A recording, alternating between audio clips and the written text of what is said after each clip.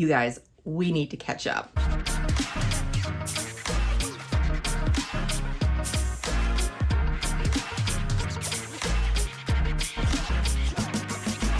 Hey guys, it's Jess from She's the Posh. Welcome back, and today we are going to give you the update of the Rebag saga. This is the 5th video and probably not the last video. So it's kind of exciting because we got a little bit of a win in this video, but I want to take you through what's been happening. I haven't reached out in 2 weeks just because nothing much has gone on. A few things have gone on, but I was just really waiting to get information from my attorney, because what if she wanted me to stop talking about things? I just wanted to get some direction. Spoiler alert, she wants me to talk to you guys. So let's get started, and you might be able to help me as well.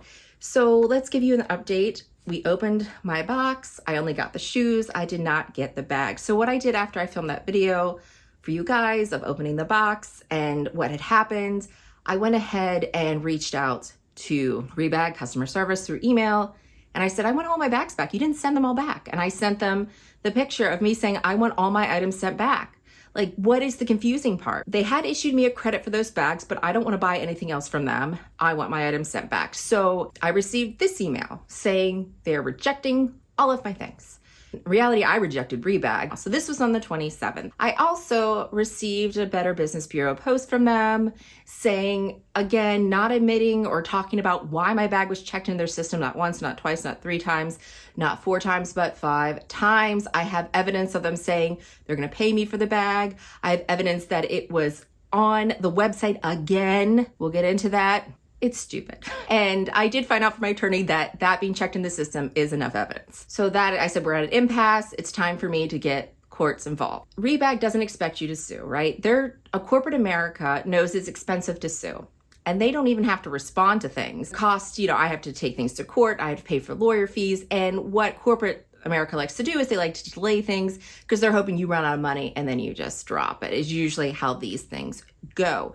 So they're not expecting me to sue. They're not expecting me to do anything. But the fact that they hadn't sent my other bags back, guys, I have to sue. I mean, that is over $6,000 worth of stuff. Like, I can't let that slide. I reached out to Rebag one more time. This was on the 6th. And right before I reached out, one of you suggested, which was a great idea, screen record, go through my history with them for my case, that I show that I have had a strong, I think it's been like 3, almost 4-year history with them, that I was featured on their blog, and kind of show that I have that history of never having a problem with these kind of things. And it's still on there. It shows they're accepting all of my items again. Like, it is ridiculous. Like, what is going on with their system, right? Like, it says you have everything. So we had that, and I decided to reach out to them one more time with Rob before I talked to my attorney. And Rob from good old customer service, I asked him, I said, where's my stuff? He said what I thought Rebag was going to do. He said they already sent them back with the shoes. We know they didn't. I said, no, you didn't. He said, well, we did. Here's the thing. I said, no, you didn't. I have video evidence of me opening it. It was just the shoes. And that arrived on the 27th. And this email saying you're not accepting things was also on the 27th. So no, you didn't. Try again. I said, okay, it'll be shipping soon. So this was on the 6th. And I was just done talking to them and communicating. They had sent the Better Business Bureau post again saying they have proof that the bag was never sent there. And they don't have proof. Because in civil litigation, judge really decides what obviously happened here, right? What happened? Who's at fault? And with the evidence that is presented here, I don't even have to prove that I sent the bag. I don't have to have video footage of me sending the bag. But most likely, what do you think happened? Well, most likely I sent the bag, right? I have this strong history. I don't complain. I'm not someone that would do that stuff. I had plans to buy other things with them. I have the means to purchase big things. I have no reason to do this. So evidence would show in civil court that I sent it. My story's never changed. How I sent it, the way it was sent, all those things. Whose story has changed? Rebag. It was extremely damaged. It was loose tape. The 3 boxes were there, but the shoes were in the box, not the bag. Editing Jess here. Another thing I thought of is I would have to have known that their system would mess up and check my bags into the system as well. How would I know that they would check them in too? doesn't make any sense. So in civil litigation, the burden of proof really is on them. The only other thing I could think of is per their terms of service is they could try to say that they outsource their receiving department. So if it got damaged and lost in receiving, it's not their fault because it's a separate company. Only other thing I can think of, and it's not Rebag. However, that still doesn't work because they checked it into their system. They literally sent me things saying, we have it in our system. We are going to pay you for this. So in civil litigation, they don't have a leg to stand on. But it's expensive. So that's the part where they make me pay a lot more money than what they'll give me. And then they don't even really have to pay you, right? They could just not pay me.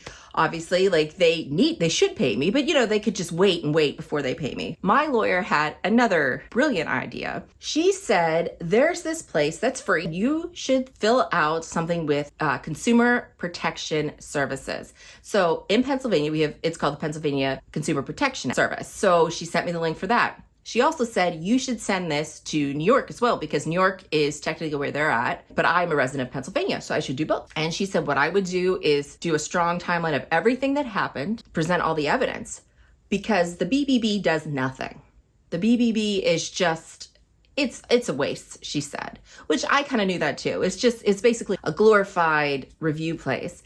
But if I do this with Consumer Protection Services, those attorneys go after the companies. And I have a lot of evidence that most likely someone's going to want to go after Rebag. This evidence is very damaging to them, especially because they kept my bags. They're trying to keep my stuff. They're trying to hide behind this, saying my stuff didn't get there, but they have no proof of it and they haven't shared any. And most likely it did get there, but they misplaced it. So this is my theory of what has happened at Rebag. So during my sleuthing, trying to understand Rebag math, we went through that in the last video, all this stuff, how Rebag does the numbers for their items. So they all have them, how they keep them organized. They give me a number. I'm not quite sure what the number means, but I think it's like a 6 or 7 digit number dash something. So when I send them trade and stuff, it's always a new number and then dash 1, 2, 3, 4, 5. So when you look at the items I sent them, you'll see it's the same first number dash something. I looked back on other trades and stuff. And before, what I used to do, I never really sent my own items. I would trade items that I purchased from them that I was no longer using, because they did that 70% of your money back. So this is really the first time I was really sending things of mine that I didn't get from them. Not something I've done that often. So I went ahead and looked at those numbers, and it's not the same first number, and it's always dash 1, or there was 2 items in there, dash 1, dash 2. So I had been looking on the site to see if my stuff had gotten listed. And shortly after, so it's probably a week after this whole thing began, there was a utility that was posted in amazing condition, like mine, with the dust bag. Again, there isn't a number anymore that they have on there because everything is a chip. So there wasn't like I couldn't look at the number and say, hey, that's the same number as mine, right? But again, the number is based on production. I mean, the odds of them listing one that similar to what I just sent, I mean, who's to say? And I look at the number, and the number is like dash, let me see if I can find it. I'll look it up and see if I can find it again. But it was like dash 48 or dash 58. And you're thinking, okay, every time I've sent something to them, you have this number, dash 1, 2, 3. It restarts. So what are the odds that someone's sending like 48 things to them? So that got me thinking that this number is actually number associated with Rebag. I bet Rebag goes out and they purchase different items and things like that, and they sell them under this one number and just do dash 58, dash 48, dash whatever it is. Because I looked up by the first number and I saw a big list of things that they had. So it got me thinking that might be my bag. Like, because what are the odds it's just a regular person that sent them 50 or 48 things all at once? Doesn't make sense to me. So that's a theory I have. Either my item got misplaced, or it got misplaced on purpose, and they're doing this. So I'm going to also share that to see, hey, I would check this one out and see who they sent this to, because I'd be interested to see where Rebag got this bag from that looked exactly like mine a week after my bag went missing. So that's a theory I have as well. And she also told me that I should just keep talking about this. She said, keep sharing this. I'm going to put in the link to Consumer Protection Services in New York. She definitely says if they have done something, if they've given you something fake, if you've gotten something back that wasn't what you sent. I know someone had told me they got sent a fake strap. Like, I didn't send this to you. And they said, no, you sent us that fake strap. You can send it to Consumer Protection Services to let them know what's going on. And she encourages people to use that and not the BBB anymore. So I'm going to have that link for you. She says the more people that come forward, the more this company will be investigated. And she told me to also share on Instagram. She goes, I know you have a small platform, but share on Instagram, share your stories and everything. So yesterday I did that. So this is the update, the juicy update of how we got a win today, guys. So yesterday I just posted that story and I just explaining what she told me about this Consumer Protection Services, how I have a lot of evidence and I should fill that out in both areas just to share it so that the state attorneys can look into them, right? So I did that story yesterday, and you know how you can look at who looks at your stories, and I know Rebag's watching. I look on my stories and I have like user 187652, and then I have like user R. Okay, so these are people that have like no profile, no picture, nothing. I had just mentioned my intent. I explained the stuff, what I was gonna do.